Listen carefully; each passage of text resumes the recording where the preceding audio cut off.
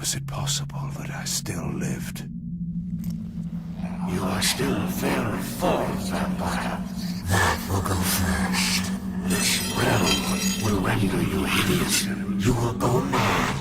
I will not know it. Hola mortales. Hoy tocaremos dos temas en conjunto ya que son más sencillos de detallar y estos serían el mundo material y demoníaco. Como amante de esta saga, nunca está de más conocer un poco de estos mundos, su lore y características. Espero lo disfruten.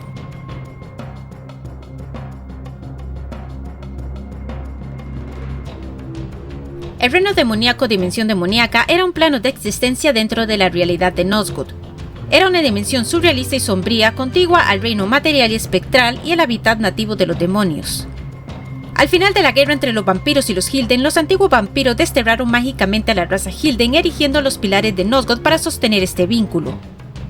Caótico y etéreo, el reino demoníaco era considerado por estos Hilden como un lugar del mal, que según ellos hacía que sus habitantes fueran horribles y locos.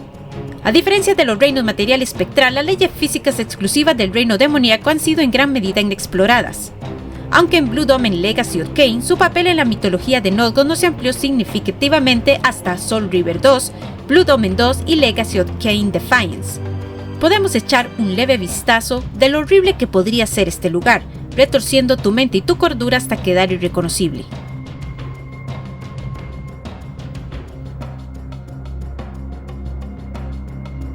El reino demoníaco solo se visita brevemente en Legacy of Kain Defiance desde el punto de vista de Kain.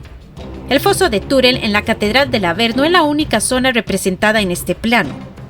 Estéticamente se representa como un reflejo deformado y pesadillesco del reino material con una intensa luz difuminada, los efectos de desenfoque de movimiento del reino espectral y densas brumas de niebla brillante y fluorescente que se extiende por la atmósfera.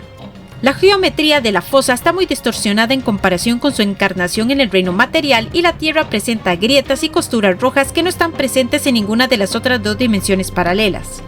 Esta luz rojiza expresa un aire de pesadez pareciendo sofocante. También se pueden oír murmullos de las muchas criaturas que habitan en este reino. Podría decirse que es el infierno para los habitantes de Nosgood.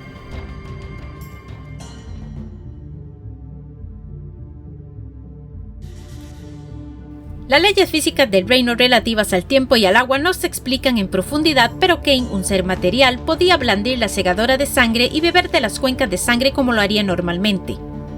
La gravedad funcionaba con normalidad y los demonios contra los que luchaba Kain no disponían de ningún poder especial aparte del teletransporte. Varias voces incorpóreas de Hilden se burlaron de Kain a través del éter, comentando que aún era justo de forma y que eso será lo primero. Después le aseguraron que este reino te volverá horrible. A juzgar por los comentarios de los distintos Hilden, parecía que las fuerzas naturales del reino demoníaco tenían un efecto negativo o distorsionador gradual, aunque directo, sobre la salud mental y la composición física de sus habitantes. De ahí podemos comprender mejor la apariencia de los Hilden, ya que los vemos con una apariencia grotesca y odiosa, algo muy lejano de lo que solían ser, y en parte puedo entender el odio que poseen hacia los vampiros antiguos, ya que por ello su cárcel los destruyó física como mentalmente. Los Hilden se adaptaron al reino hostil utilizando su red de glifos para crear zonas de orden en medio del caos del reino demoníaco, consiguiendo incluso subyugar a parte de la fauna autóctona del lugar, como queda patente en el corpus principal de la serie con los demonios sirviendo de vanguardia Hilden. Sin embargo, su magia, aunque poderosa, acabaría fallando. Además, los Hilden fueron incluso capaces de erigir ciudades dentro de las zonas de estabilidad creadas por la red de glifos.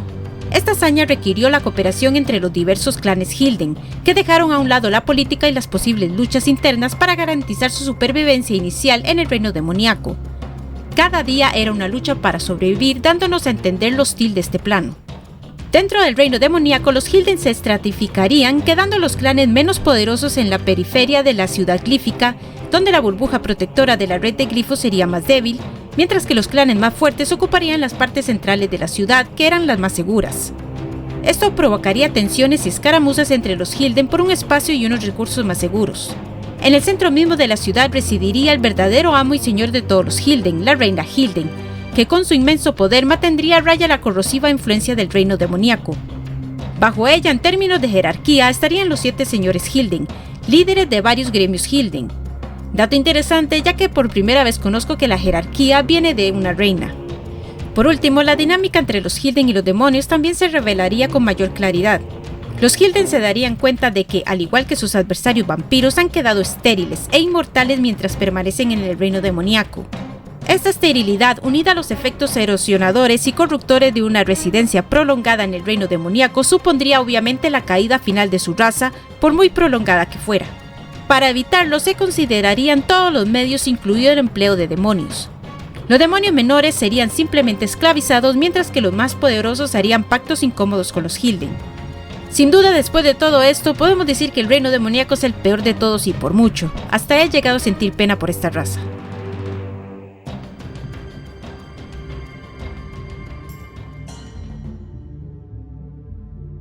El reino material, también conocido como plano material, mundo material o mundo físico, era un plano de existencia dentro de la realidad de Nosgoth. Descrito como el reino de los vivos, coincidía con el reino espectral y el reino demoníaco. En el reino material el tiempo fluía de forma lineal y los objetos podían ser influenciados o movidos. Era el hábitat nativo de la mayoría de los habitantes conocidos de Nosgoth, que en gran medida se originaron o siguen viviendo en este plano.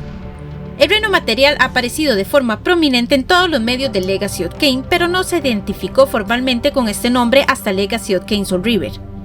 Un plano normal donde sus habitantes hacen su vida del día a día y viven ajenos de los otros planos, exceptuando aquellos con el acceso hacia estos. Sin embargo, puede ser tocado por la creación de líneas temporales permitiendo ser invadido por demonios, como lo podemos ver en Soul River 2, donde podemos también observar cazadores de demonios.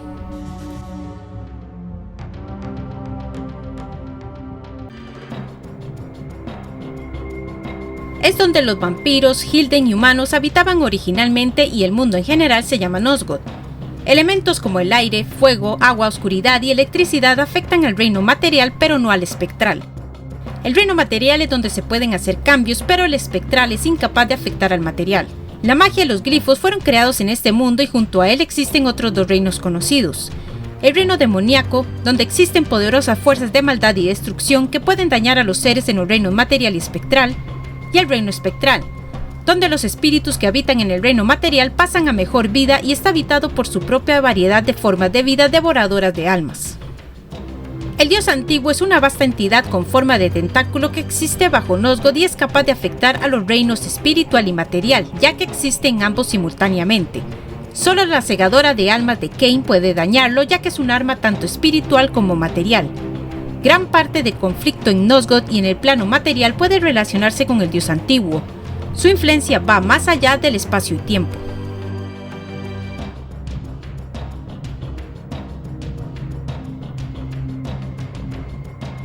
En este plano se dieron eventos entre sus habitantes, siendo testigos de varias hazañas y cambios, dando lugar a guerras o batallas civiles por el control de la tierra, las cuales veremos a continuación.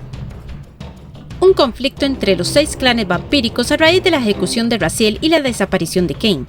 Creyendo seguir las intenciones de Kain, los clanes se volvieron contra los Razielin adultos y prácticamente los aniquilaron, sin saber que los neonatos y los miembros del clan en fase de pupa habían sido trasladados al Fen y a la ciudad subterránea. En última instancia, las luchas internas provocadas por el reparto del botín de esta victoria y la decisión sobre la sucesión del imperio desembocaron en una guerra entre los clanes que dio tiempo a los humanos a escapar y reconstruir su destrozada civilización. Un sangriento levantamiento humano en Coragen y la reaparición de los incipientes Razielin hicieron que los vampiros reevaluaran sus luchas internas y dejaran al lado sus diferencias para acabar con la amenaza humana. Un conflicto entre los clanes vampíricos reunificados y los resurgentes ejércitos humanos que siguieron la estela de la guerra civil vampírica.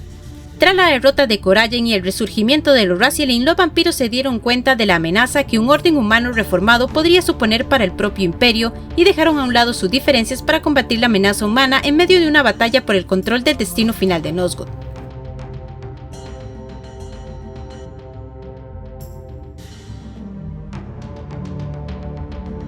La nafta se utilizaba para alimentar la pirotecnia de los alquimistas de los eventos intermedios de Soul River y la guerra por Nosgoth. Inerte cuando se almacena, podía ser un arma tremendamente poderosa y devastadora cuando se excitaba, produciendo un mortífero fuego líquido que causaba grandes daños a humanos y vampiros por igual.